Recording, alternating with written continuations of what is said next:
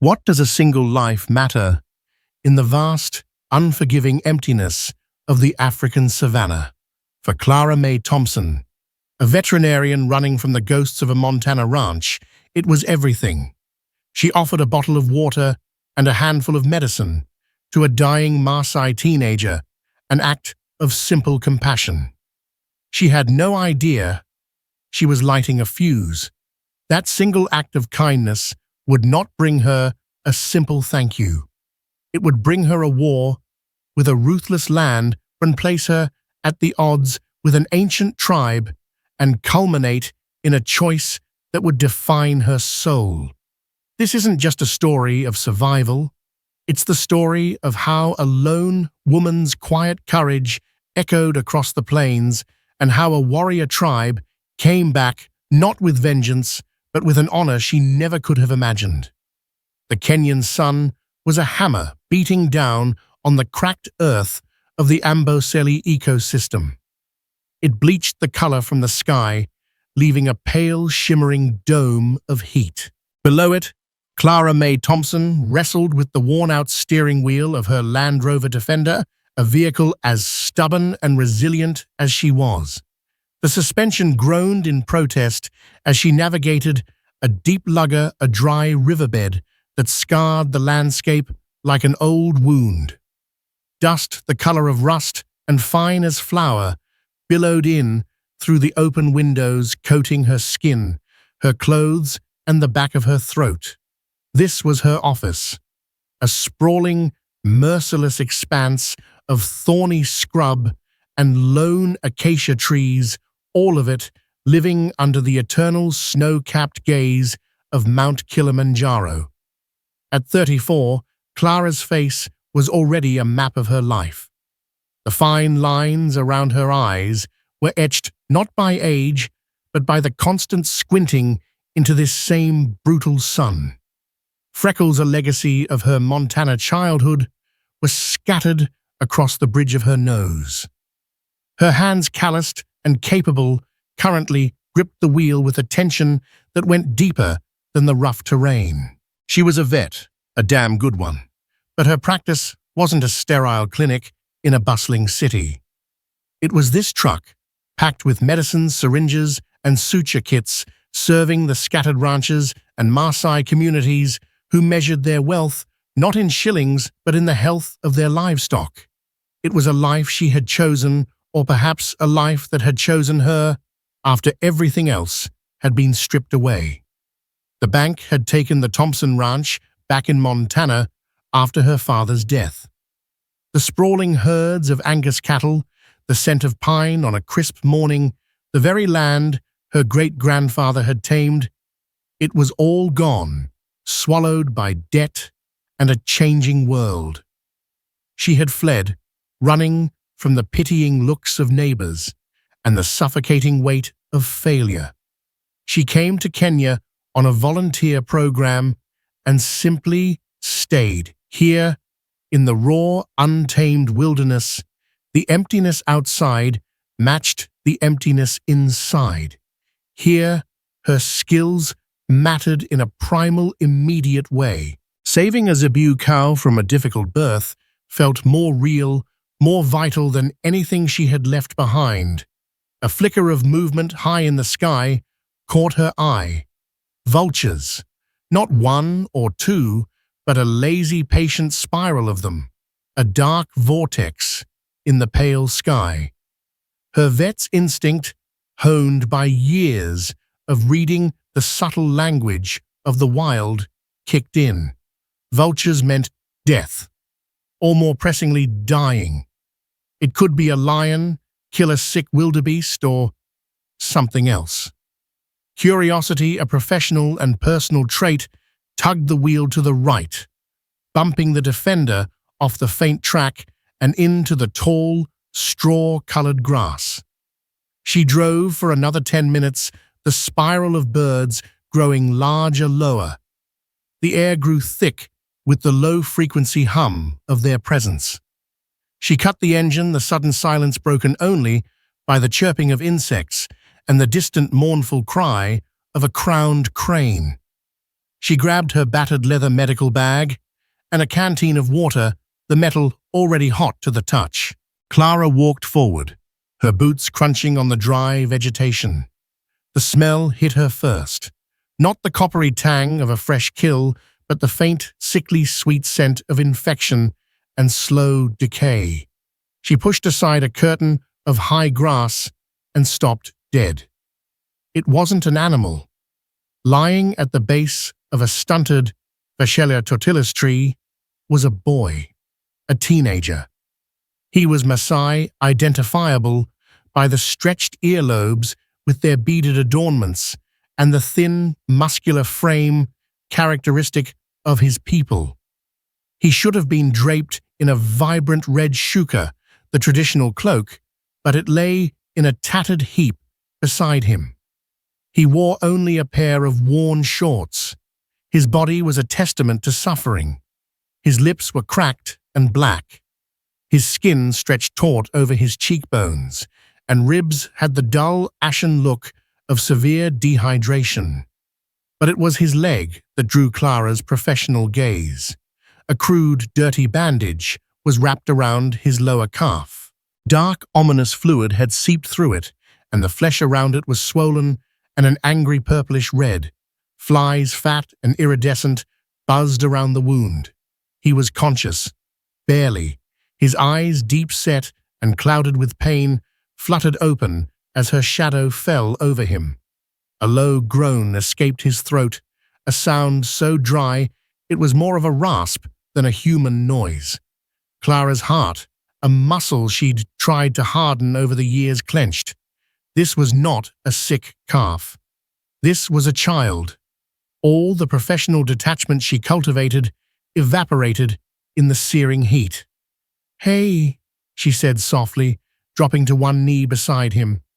Her voice was an alien sound in this place. "It's okay. I'm here to help." The boy flinched, trying to push himself away, a pathetic, weak movement that barely shifted his weight. Fear flickered in his eyes, a primal terror of the stranger, the Mzungu. "Water," she said, holding up the canteen. "Maji." She used one of the few Swahili words she was confident in. She unscrewed the cap and gently, carefully lifted his head. He was light, terrifyingly so. She tipped the canteen to his lips, and he drank. It wasn't a sip. It was the desperate, frantic gulping of someone whose body was screaming for life. Water spilled down his chin, tracing clean paths through the dust on his neck. When he finished, a flicker of life returned to his eyes. He looked at her, then at her bag. "My leg," he whispered, his voice a fragile thread. "Mguu wangu." "I'm a doctor," she said, simplifying the truth. "A veterinarian. But I can help." She gently began to unwrap the bandage.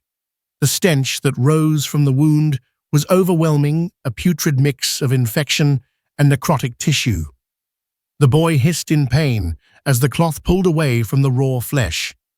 Clara's stomach turned, but her hands were steady. The wound was deep, a vicious gash that looked like it had been made by something sharp and dirty, a panga maybe, or a rusted piece of metal. It was horribly infected. Red lines, lymphangitis, were already tracking up his leg, a clear sign the infection was spreading through his system. Sepsis was not just a risk, it was a racing certainty. Without powerful antibiotics and proper care, he would be dead by nightfall. The vultures already knew it. "What's your name?" she asked, her voice calm and professional as she worked, pulling antiseptic wipes and sterile gauze from her bag. "Noloshon," he breathed. "Clara," she replied. "My name is Clara." She cleaned the wound as best she could, her movements efficient and practiced. He bore the stinging pain with a stoicism that was heartbreaking. This boy, no older than 16, was already a warrior, but he was losing his battle against an invisible enemy. She gave him a shot of broad-spectrum antibiotic from her kit, a dose calculated for a large dog, but it would have to do. Then she gave him a shot of painkiller. As the drugs began to work, a measure of clarity returned to Noloshon's eyes. "My cattle," he murmured, his gaze drifting towards the empty plain. "They took them. All of them." "Who took them?" Clara asked, re-bandaging the leg with clean materials. "Van der Merwe," he said, the name a curse on his lips. "His men. They came at night. My father, my brothers, we fought. They cut me." The name landed like a stone in Clara's gut. Hendrik van der Merwe, a name that was whispered with fear and resentment across this entire region. He was a wealthy Afrikaner businessman who had bought up a massive tract of land bordering the national parkland the Maasai had used for grazing for centuries. He was building a high-end, exclusive tourist lodge, and he viewed the Maasai and their cattle as little more than pests to be cleared away. His methods were notoriously brutal. So this wasn't an accident. This was an attack. Noloshon wasn't just lost.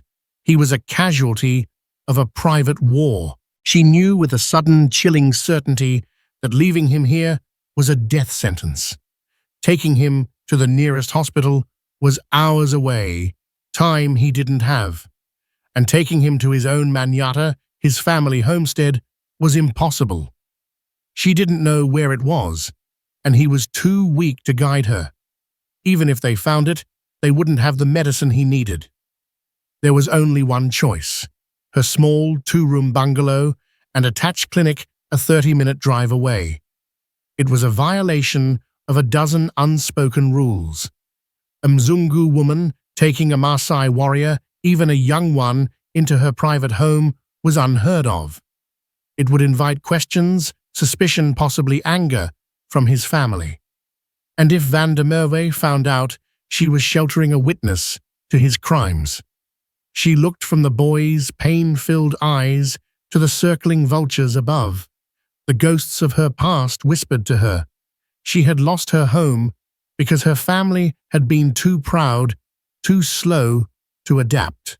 They had fought a losing battle against economics and time. This boy, his family, they were fighting a battle for their very existence against a man who saw them as nothing. In that moment, the choice wasn't a choice at all. "All right, Noloshon," she said, her voice firm, leaving no room for argument.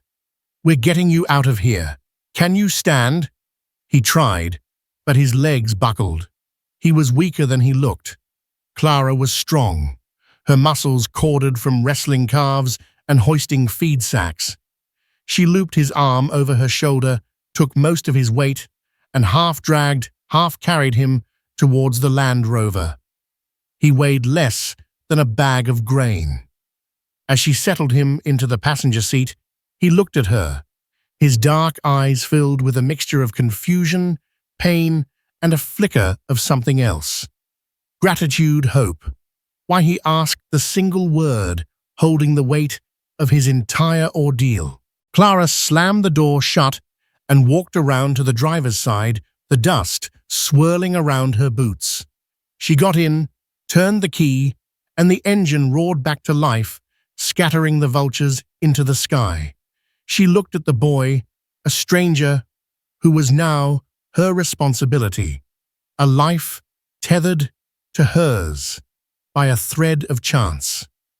Because she said, turning the Defender back towards the track, "I'm a rancher's daughter, and we don't leave good stock to die." Clara's home was less a house and more a stubborn outpost against the wilderness. It was a simple cinder-block structure with a corrugated tin roof that sang a deafening chorus when it rained. One half was her living quarters, a bed, a small kitchen, and a bookshelf overflowing with veterinary texts and worn paperbacks. The other half was the clinic, with its concrete floor, steel examination table, and a refrigerator that hummed with the precious coolness of vaccines and antibiotics. The entire compound was surrounded by a chain-link fence, more to keep the curious wildlife out than anything else. She helped Noloshon inside, settling him on her own bed, the only soft surface in the house. He sank into the mattress with a sigh that seemed to drain the last of his strength.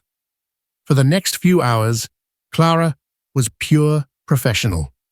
She hooked up a saline drip to rehydrate him, carefully cleaning and disinfecting the wound again, her brow furrowed in concentration.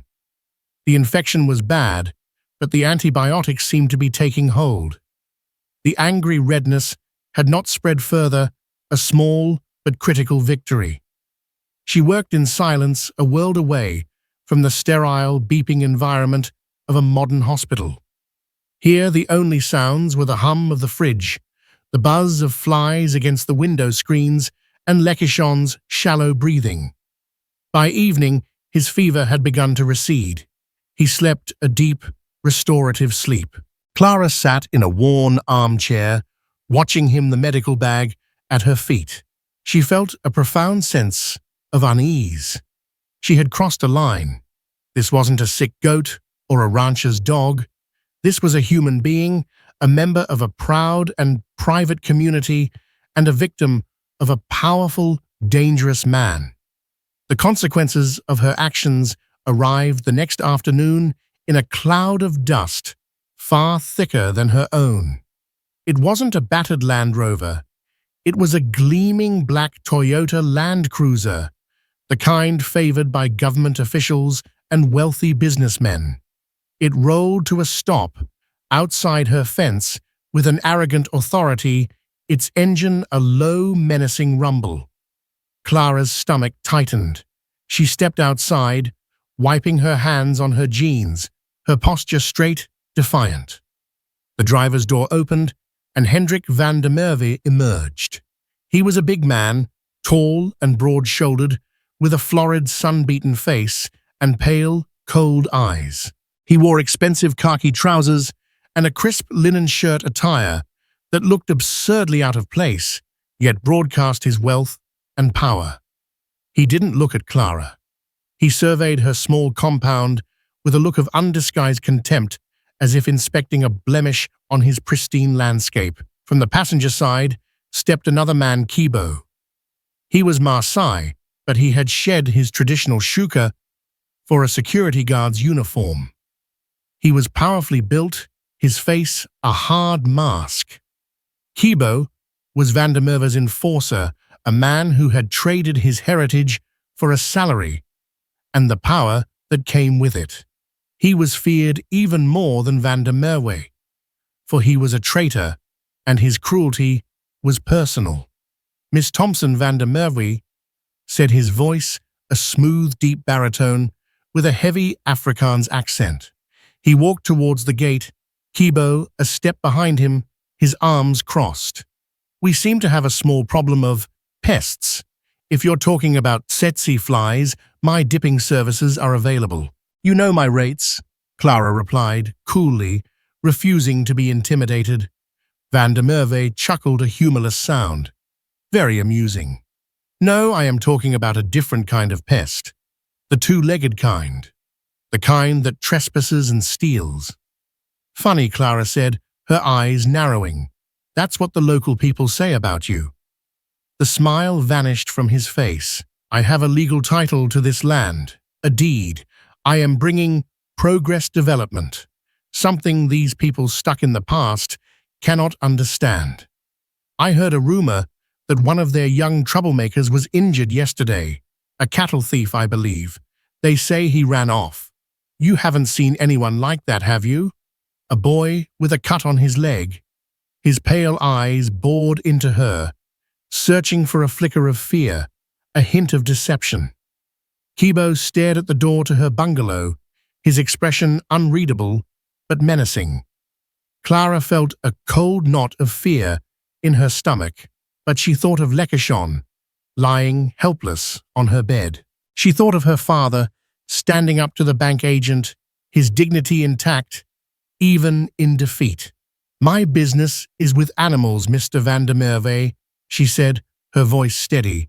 not rumors, and the only thieves I've seen around here are the ones who steal land from people who have been here for generations." Van der Merwe's face darkened with rage. He took a step closer to the fence, his knuckles white where he gripped the chain link. "You are a guest in this country, Miss Thompson, a guest on my doorstep. It would be wise to remember that. Do not get involved in things that do not concern you. Things can become unpleasant. Accidents happen out here. Snakes, fires, breakdowns. The threat was unmistakable, hanging in the hot, still air." Kibo added his voice, a low growl, speaking in the Maasai language, "Madani Omzungu Tenkari. The white woman should not be in this matter." He was speaking to her, but also for her to hear that he knew his own people would offer her no protection from him. "Is that a threat?" Clara asked, meeting Van der Merwe's gaze. "It is a piece of friendly advice," Van der Merwe said, turning away. "Think about it." He and Kibo got back into the Land Cruiser and drove off, leaving Clara standing in a swirl of dust, her heart hammering against her ribs. The confrontation had been more terrifying than she could have imagined. This wasn't a business dispute. It was a promise of violence. 2 days later, a different kind of visitor arrived. They came not in a car, but on foot. A silent, formidable delegation of 5 Maasai men, appearing as if from the earth itself. They were tall and stately, draped in crimson shukas, their hands resting on the long, slender sticks, or engudi, that every Maasai man carries. Their faces were proud, impassive, their stretched earlobes heavy with intricate beadwork. They stopped at her gate, not with the arrogance of Van der Merwe, but with a quiet, powerful presence that was far more intimidating. Clara's mouth went dry. This was it. This was Noloshon's family. She walked out to meet them.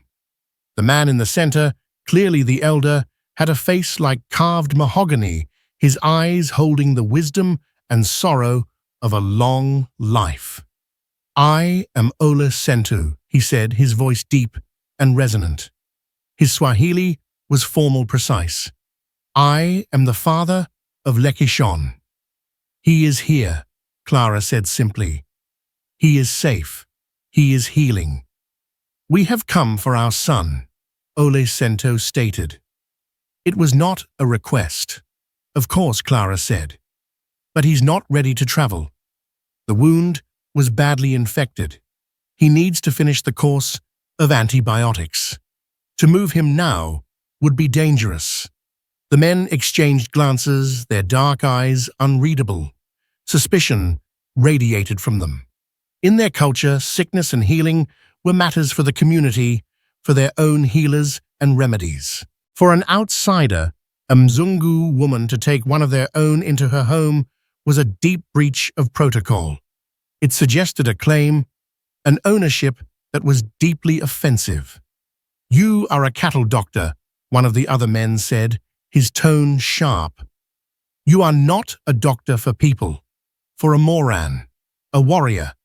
An infection is an infection," Clara countered, trying to keep her voice respectful but firm. "The bacteria don't care if it's in a man or a beast. The medicine that kills it is the same. Please let me show you." She led them into the clinic, leaving the door to her living quarters open. Noloshon, hearing his father's voice, had sat up in bed. He looked much better. The color had returned to his face, and the gaunt, desperate look was gone. When Ola Sento saw his son, his stern expression softened for a fraction of a second. He walked to the bedside and spoke to Noloshon in rapid guttural Ma. Noloshon responded, his voice still weak but clear. He explained what had happened, how Clara had found him, how she had treated him. He pointed to the IV drip, the clean bandages, the pills by his bed. The elder listened intently, his gaze moving from his son to Clara and back again. He examined the wound himself, his touch surprisingly gentle. He saw that the swelling was down, the angry color faded. He saw the truth of his son's words. Still, the tension in the room was thick enough to cut with a knife. Noloshon straightened up and faced Clara. "You have given him medicine," he acknowledged. "We thank you for this, but his place is with us. He will come home now. He will die."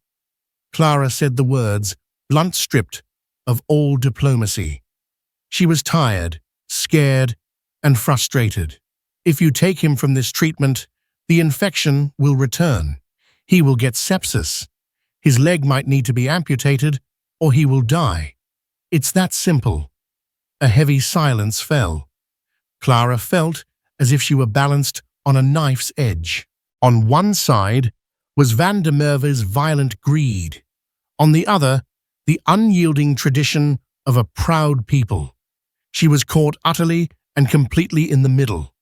She had saved a boy's life only to find herself in a standoff with everyone, a lone woman, against two powerful opposing forces with only a fence and her own fading courage to protect her. Noloshon stared at her, his ancient eyes weighing her, judging her. He saw the fear in her posture, but he also saw the fierce, stubborn set of her jaw. He saw something of the lioness in her protecting a cub that was not her own. "He will stay," Noloshon declared, his voice leaving no room for argument. "2 more days. No more. We will stay here outside your fence to guard him." He turned and led his men out of the small house. They did not leave. Instead, they settled themselves under a nearby acacia tree, their red shukas vivid splashes of color against the dun landscape. They sat straight-backed and silent, their spears resting beside them. They were a guard, a jury, and a constant, unnerving reminder of the fragile truce Clara had just brokered. She had won a temporary reprieve, but she was now a prisoner in her own home, watched over by warriors and hunted by a villain. The savannah no longer felt empty. It felt crowded with eyes, all of them watching her. For 2 days, Clara lived in a state of suspended animation. Outside her fence, the 5 Maasai men kept their silent vigil.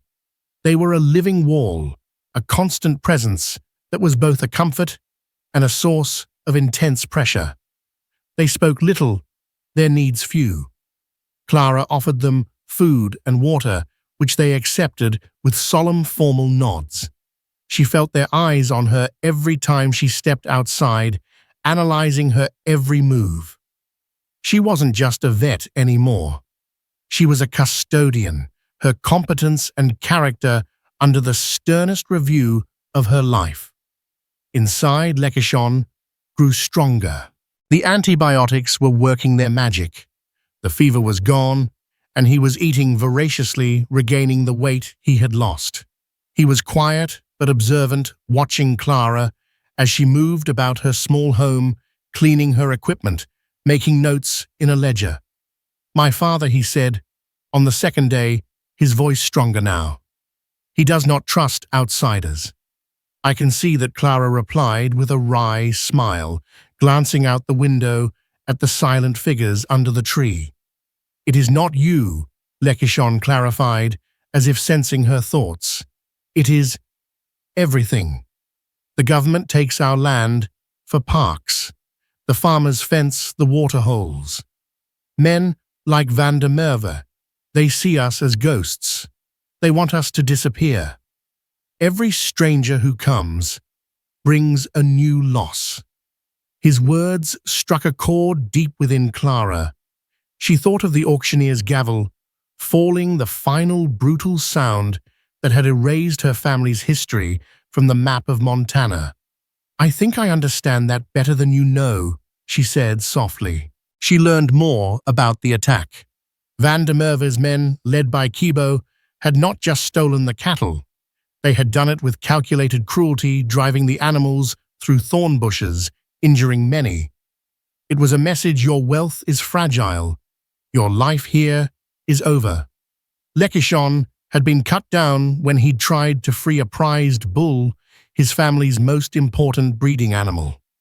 On the third morning, Noloshon approached the gate alone.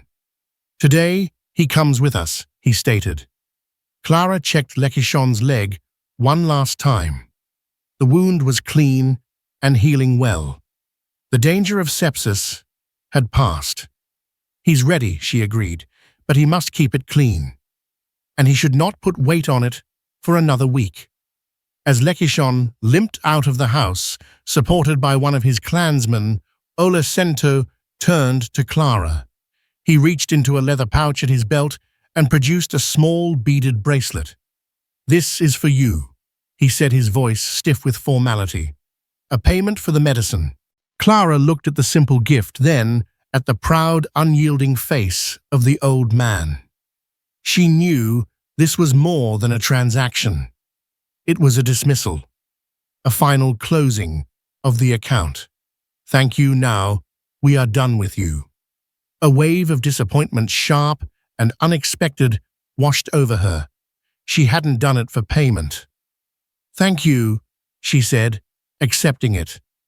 As they prepared to leave, a young boy came running across the plain, breathless and frantic. He spoke in urgent Ma to Noloshon, his words tumbling out in a panic. The stoic expressions of the warriors dissolved into alarm. Noloshon turned to Clara, his pride warring with a new, raw fear in his eyes. "It is the cattle," he said, his voice strained. "The ones that Van der Merwe did not take. They are sick. 3 have died this morning. More are falling." Clara's mind snapped into professional mode. What are the signs they become weak? They do not eat. Their breath is hot, and a sickness comes from their nose and eyes, the elder described. It could be a number of things, but in this region, those symptoms screamed of a few deadly possibilities. East Coast fever transmitted by ticks. Or worse. "I can help," Clara said immediately. The warrior who had questioned her credentials scoffed. "Our healers will manage." With what, Clara challenged, her frustration boiling over. "Will they chant the ticks away? Will they sacrifice a goat to kill a virus? Your cattle are dying. That's your food, your money, your entire way of life, walking on 4 legs, and it's about to collapse." Her words were harsh, a violation of every rule of deference. The men stared at her, stunned into silence by her audacity. But Noloshon saw the truth in her fire. He had seen what she did for his son. He looked at the worried faces of his men, at the panic in the young messenger's eyes. His pride was a heavy cloak, but starvation was a sharper sword. "What would you do?" he asked the question, a monumental concession. "I need to see them. I need to take a blood sample. If it's what I think it is, I have drugs in my fridge that can stop it. But we have to move now." A tense debate erupted in Ma. Noloshon, standing nearby, spoke up, his voice clear and confident. He spoke of Clara's skill, of her unwavering care. He argued that the old ways had not stopped Kibo's panga, and they would not stop this new sickness. Tradition was their soul, but survival required new tools. His words, coming from a boy who had almost died, carried immense weight. Finally, Noloshon gave a sharp, decisive nod. "You will come." The journey to the Maasai Manyata was a revelation. It wasn't a single hut, but a small, circular village of loaf-shaped houses made of mud sticks and cow dung, all surrounded by a thick, thorny fence of acacia branches to protect the livestock at night. It was a place that seemed to have grown out of the earth itself. The sight, within the enclosure, however, was one of despair. Several zebu cattle with their characteristic humps and drooping ears lay listless on the ground. Their coats were dull, their eyes glassy. A low, mournful sound came from a group of women huddled together, watching their wealth, their very livelihood dying before their eyes. Clara went to work immediately. She drew blood from a sick cow, her movements swift and sure. She prepared a slide and fixed it over the flame of a small Bunsen burner powered by a gas canister. She took out a portable field microscope from her truck, an expensive piece of equipment that was her pride and joy. The Maasai gathered around, watching in utter fascination. They had never seen anything like it. They saw her take a drop of their cow's lifeblood and place it under a magical eye. She squinted into the eyepiece, her face a mask of concentration. There it was. Under magnification, the blood told its story. She saw the characteristic pyroplasms within the red blood cells, the cock's blue bodies in the lymphocytes. Thalaria parva, she said, looking up. East Coast fever. It's carried by the brown ear tick. She didn't just give them the diagnosis, she showed them. She adjusted the microscope and motioned for Noloshon to look. Hesitantly, the old man bent down and peered into the eyepiece. His eye widened. Clara explained what he was seeing, the tiny parasites, the invaders that were killing his cattle. One by one, the other warriors looked, their skepticism melting away into awe and understanding. She was not using magic. She was revealing a hidden truth. She was translating the invisible language of disease. I have the cure, she announced, walking to her truck. Bupavaquone. It's expensive, but it works, and we need to dip every single animal in an acaricide to kill the ticks, or they will just get reinfected. This was the true test. She wasn't offering a free handout. The drugs were costly. Her supply was limited and hard to replace. The medicine costs money, she said, looking directly at Noloshon. And the dip will cost more. I can front you the initial doses for the sickest animals, but you will have to pay for the rest. She expected them to balk, to have no way of paying. Instead, Noloshon nodded. He spoke to his people. There was a murmur, then a flurry of activity. Women disappeared into their homes and returned with streams of intricate beadwork, ornate jewelry that represented hours of labor and significant cultural value. One man brought a small, hand-carved wooden stool. Another offered a beautifully tanned goatskin. It was their currency, their art, their soul. No, Clara said, holding up a hand. Her voice was thick with emotion. She pointed to a healthy-looking heifer standing apart from the sick ones. Payment will be one female calf, a young one. That is a fair price. A gasp went through the crowd. To a Maasai, cattle were the ultimate measure of wealth. A calf was a promise of future prosperity, of milk, of offspring, of life. By asking for a calf, she was not taking a trinket. She was participating in their economy, their world.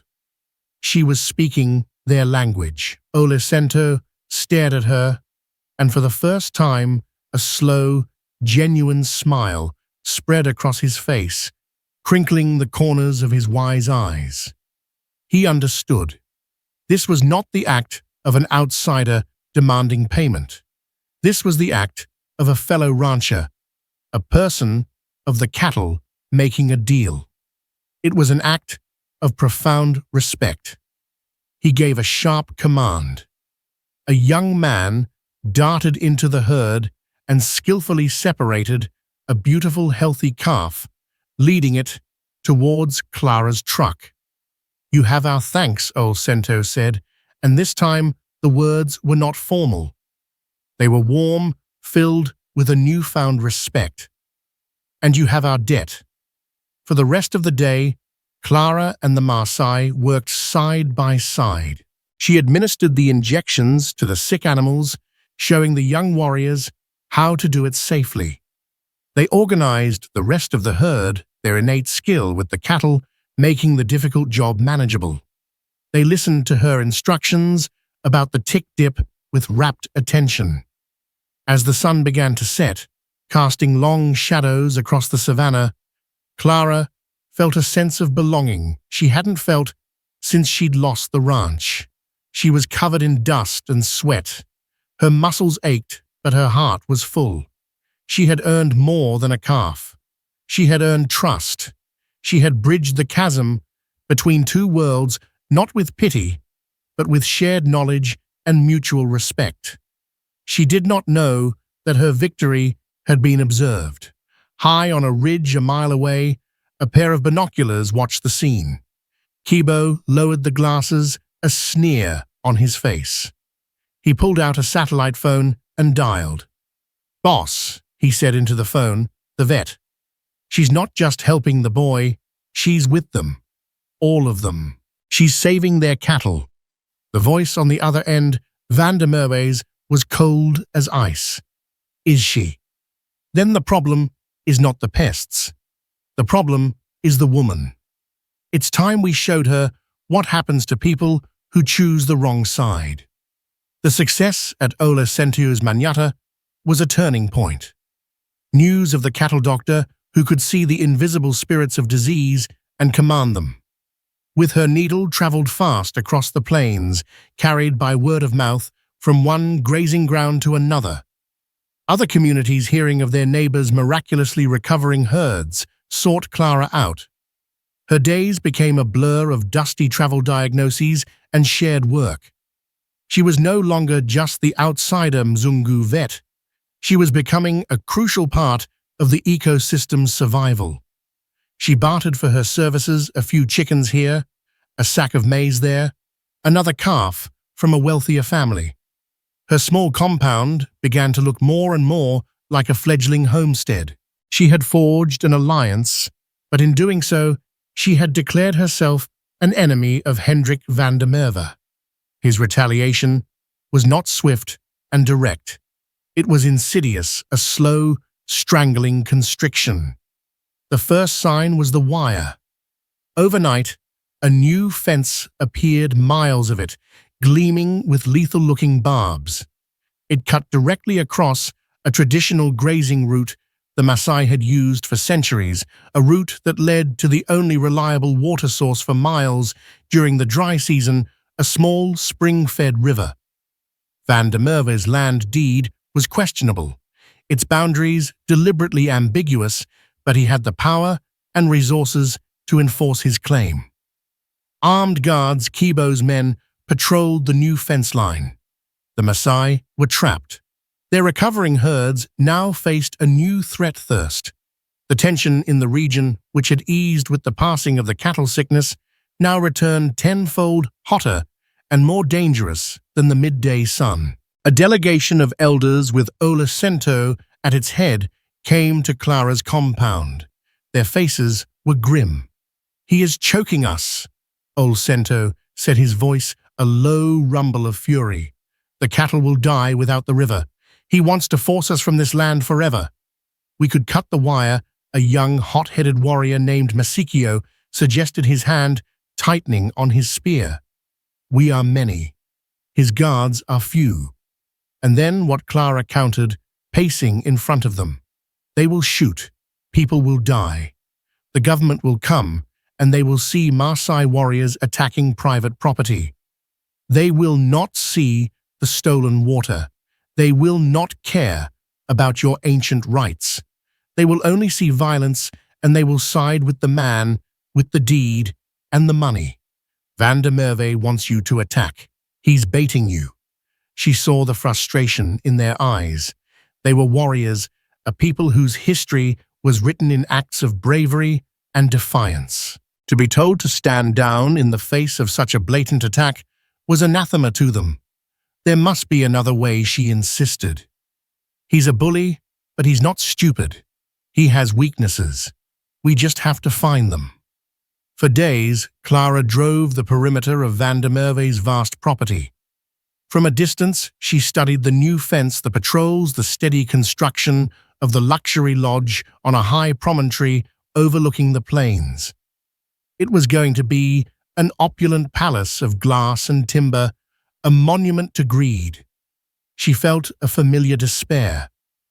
It was the ranch all over again, the slow, inexorable squeeze of money and power against people whose only claim was their history on the land. Her break came from an unlikely source, Noloshon. He had fully recovered and had become her unofficial assistant and apprentice. He had a sharp mind and an insatiable curiosity about her work. He accompanied her on her rounds, learning the names of medicines, how to spot the signs of disease, and most importantly, how to drive the Land Rover. One afternoon, while they were scouting a remote section of Van der Merwe's fence, Noloshon pointed to a deep ravine. There, he said, before the fence, we would sometimes see Kibo's truck go down there. At night. Why, Clara asked. There's nothing there. I don't know. He was always secretive. A kernel of an idea began to form in Clara's mind. Kibo was the linchpin. He was Van der Merwe's fist, but he was also local. He knew the land, the people, and he was greedy. That night, Clara did something reckless. Leaving Noloshon at the compound, she drove her Defender without headlights, navigating by moonlight along the fence line. She found the ravine and parked, concealing the truck in a thicket of acacia. She walked the rest of the way, her heart pounding. The air was cool, filled with the sounds of the African night, the whoop of a hyena, the soaring grunt of a leopard. She waited for hours, hidden behind a rock outcropping. Just as she was about to give up, she saw a pair of headlights bouncing down the rough track into the ravine. It was Kibo's truck. He drove to a secluded, heavily bushed area and killed the engine. Clara crept closer, using the rocks and shadows for cover. She heard voices. Kibo was not alone. He was meeting two other men. Through her binoculars, she saw them unloading something from the back of Kibo's truck. They were cattle, but these weren't the lean, hardy zebu of the Maasai. They were larger, bulkier. Boran cattle, a breed favored by commercial ranchers. And on their hides, she saw a brand. It wasn't Van der Merwe's brand. It was the brand of the Bar H Ranch, a large commercial operation 50 miles to the north that had been plagued by rustlers for months. The truth hit her with the force of a physical blow. Van der Merwe wasn't just a land baron. He was a cattle rustler. He was using his vast fenced-off property as a hiding place, a staging ground, for a sophisticated rustling operation with Kibo as his foreman. He was stealing from the big ranches while simultaneously crushing the small ones. It was a classic Wild West scheme, playing out on the African Savannah. The men Kibo was meeting were the rustlers, delivering the stolen goods. She fumbled for her camera, a simple digital one she used for documenting veterinary cases. Her hands were shaking, but she managed to brace the camera on a rock. The moonlight wasn't ideal, but the truck's headlights provided just enough illumination. She started shooting, praying for a clear image. She needed proof. The brand, Kibo's face, the other men. Click, click, click. The sound of the shutter seemed deafeningly loud in the silence. Suddenly, one of the men looked up, his head cocked, as if he'd heard something. What was that? Clara's blood ran cold. She flattened herself behind the rock, barely daring to breathe. Kibo barked a command, and the men fanned out their flashlights, cutting beams through the darkness. A beam swept over her position, lingering for a heart-stopping second before moving on. She could hear them crashing through the bush, getting closer. She had to run. She scrambled backward, silent as a cat, and sprinted back to her truck. She threw herself inside, turned the key, and floored the accelerator. The Defender roared to life, crashing through the undergrowth. Behind her, she heard shouting and then the roar of Kibo's engine. A chase began. Headlights blazed in her rearview mirror. Kibo was faster on the track, his powerful Land Cruiser gaining on her battered Defender.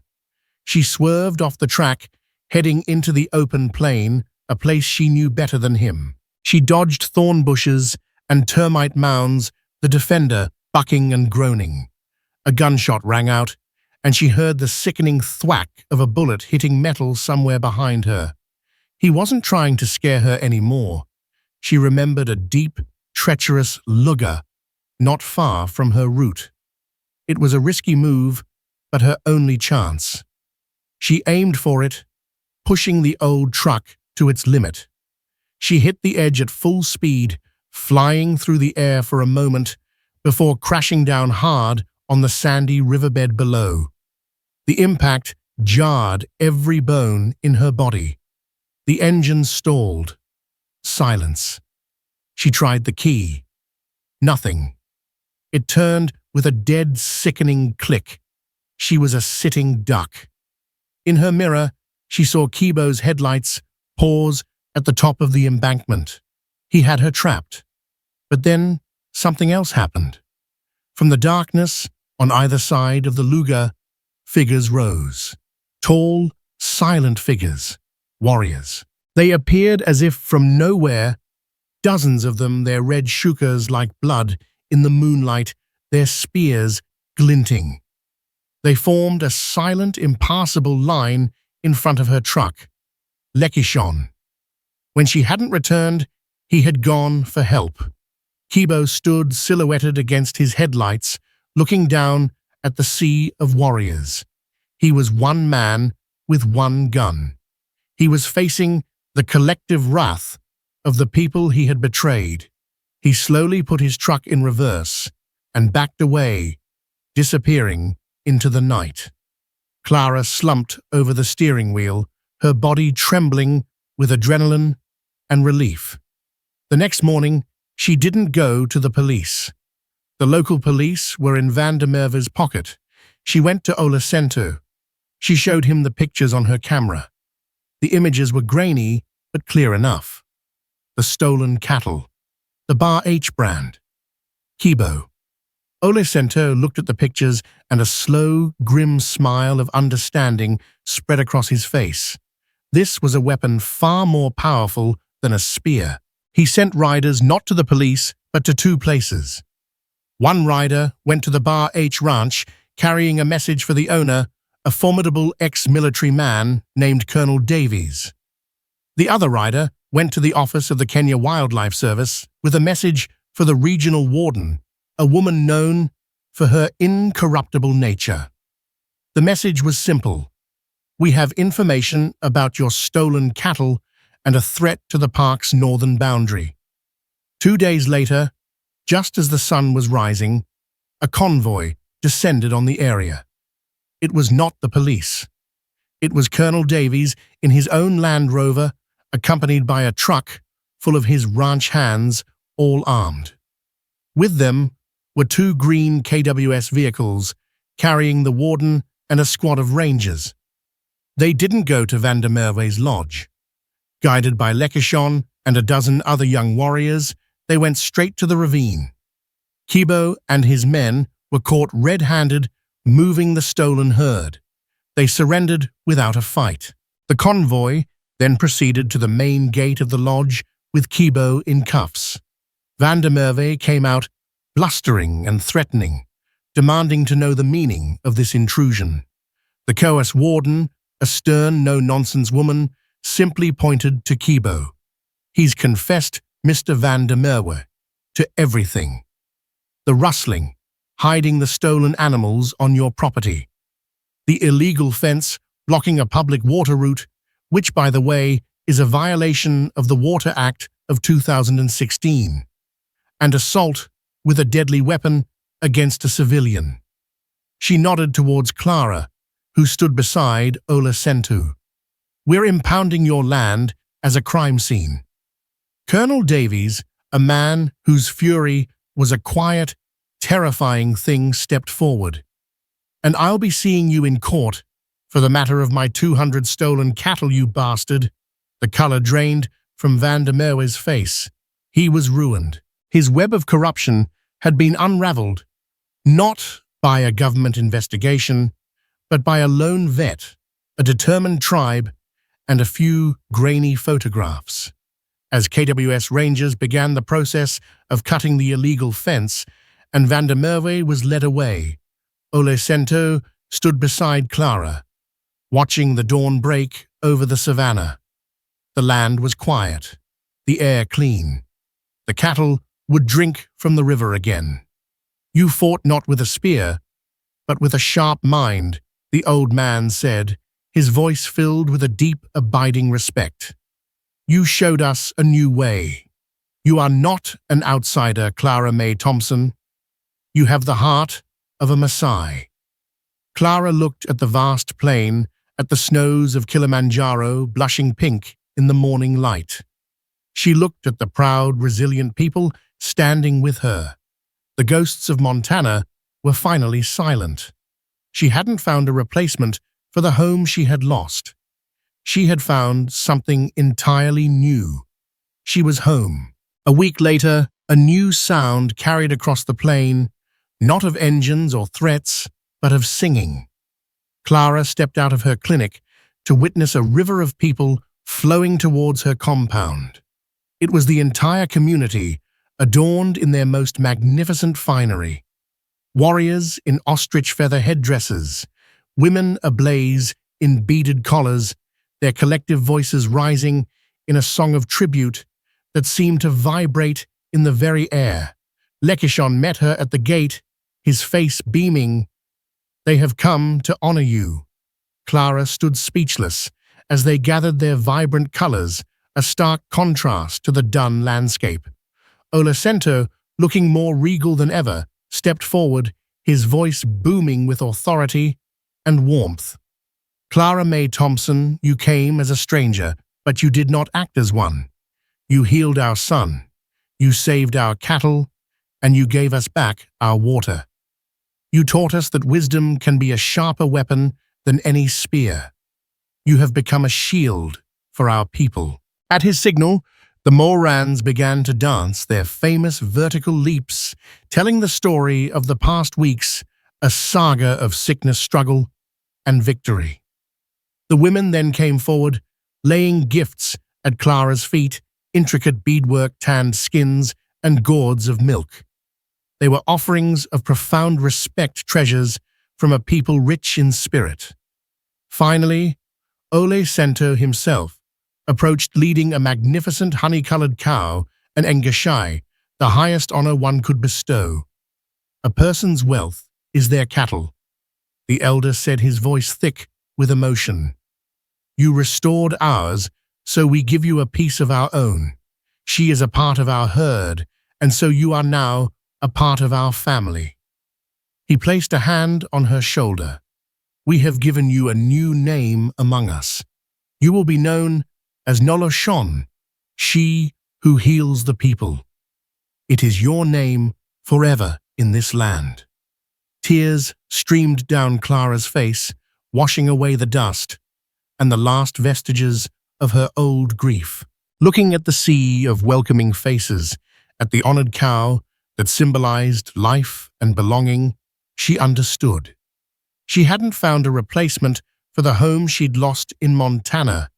She had found something infinitely more profound. The wild savannah was no longer a place of exile.